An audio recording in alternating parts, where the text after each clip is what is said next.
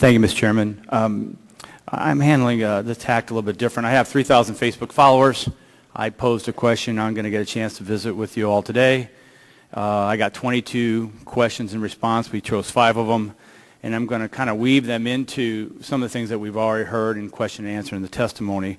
The first one's from Randy from Greenville. He says, what will be the impact on the U.S. economy by stopping offshore drilling? And if I were to answer him saying that the moratorium is idling 33 rigs, which affects 46,500 direct jobs, $330 million in lost wages, and if it goes for a 6-month moratorium, that would be about $10 billion to the federal treasury. Would that be numbers that would sound correct? I know some of you have actual drilling rigs, but I'm seeing some nodding. So the second question is, we haven't heard anything directly from the workers on the rig that saw what happened. That's why I was talking to my good friend, Mr. Scalise. Brian from St. Louis says, I want them answering questions in front of congressional panels. I've heard nothing but the story that some methane gas came up through the line. Now, I know at the field hearing of last week, they did have the widows, and Mr. Scalise mentioned the compelling testimony. I think during that testimony also the widows said, we need to be drilling. And I think what we're learning is there's lost livelihood on the coast because of the environmental disaster. We need to be careful not to compound that loss of jobs and an economy by shutting down operations right now. So that's my response to Brian. Another Brian from Edwardsville says, what types of regulations would have prevented another tragic incident like this from occurring? Also, what do you suggest we do in regards to forming emergency response teams for disaster of this magnitude? My friend Michael Doyle mentioned how long it took to get a response team to Pennsylvania.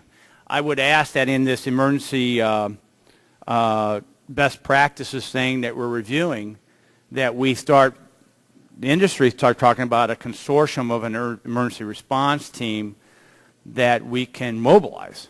Obviously, this is bigger than anything we would have projected. I think Mr. Stupak is also highlighting that. Even in the emergency response plans where you're projecting billions of barrels, this is something that we have been overwhelmed. So part of that planning, I would suggest that we do in forming an emergency response team. Hopefully this will never happen again, but it'd be nice to have if we're in that venue. Doug Oyster from Collinsville, my hometown of Collinsville, says, talks about, we have a ConocoPhillips refinery locally in my area. I'm very proud of it. He mentioned a refinery fire, but it was contained. He says, what risk do we face on land-based facilities as well?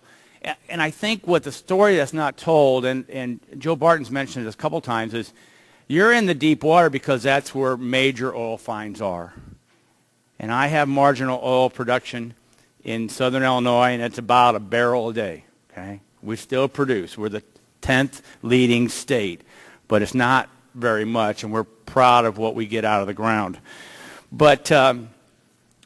Mulva, since I've been to the refinery there numerous times, one thing that is important, if we're talking about all the above energy strategy, and I'll talk climate, I'll fight this climate debate another day, but we can agree on North American energy independence. And what your refinery is doing in the St. Louis metropolitan area is bringing tar sands oil down through a pipeline that can be refined in the Midwest, so that we will be less dependent on imported crude oil, and we may not have to be in places that are tough. So, you know, that's a shout out. I've also talked to this committee numerous times about coal liquid technologies using the Fischer-Tropsch techniques. That would be another way to displace our reliance on imported crude oil and stuff. So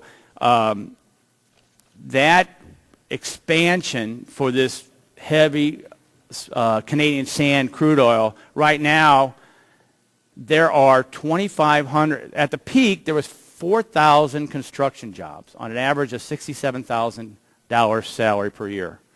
I think 10 different unions building.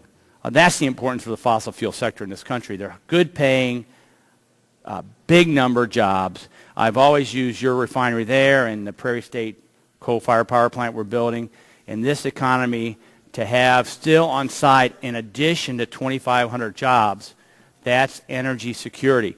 That's not including the 750 full-time jobs that are there. And so energy security is part of this debate, and we're in the deep water. The vast majority of the time we're doing it successfully. We need low-cost energy to make us competitive in the world today. I hear from Michelle from Staunton says, how much money are they spending on technology to put safety measures in place? So let me ask this question so I can get at least one response from you instead of my filibuster. A second blowout preventer in deep water applications, what would that cost?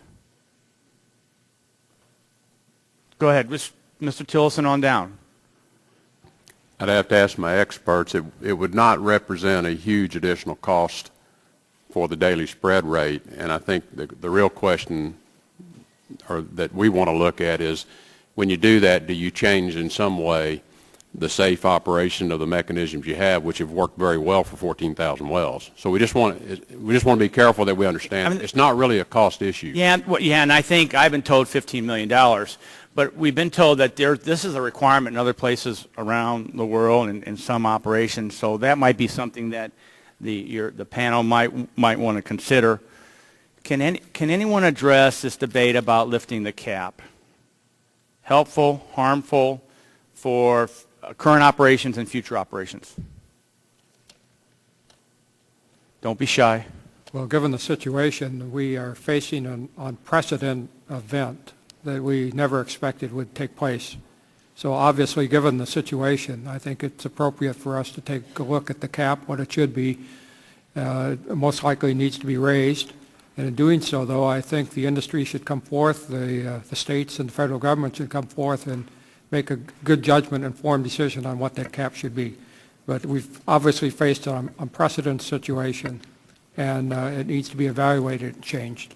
Yeah, I would just comment that it's a combination of financial capacity, general funds that would be made available from industry contributions, insurance, in total that can realize an effective system for ensuring that there are funds available for responding to an incident like this.